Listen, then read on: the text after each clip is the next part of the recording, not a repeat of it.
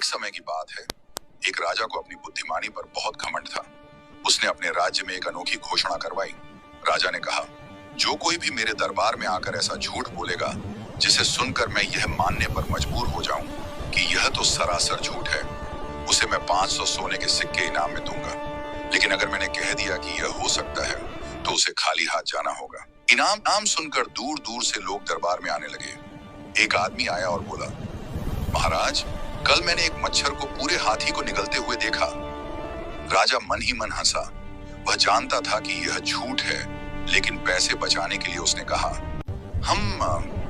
हो सकता है, दुनिया में कई अजीब चीजें होती हैं। वह आदमी हार कर चला गया। तभी दरबार में एक गरीब सा दिखने वाला आदमी एक बद्धा सा खाली बर्तन लेकर आया। उसने राजा को प्रणाम किया और बोला, महाराज, मैं यहाँ कोई किस्सा सुनाने नहीं बल्कि अपना हिसाब बराबर करने आया हूँ। आपके स्वर्गीय पिता ने मेरे पिता से 500 सोने के सिक्के उधार लिए थे और वचन दिया था कि यह कर्ज आप चुकाएंगे।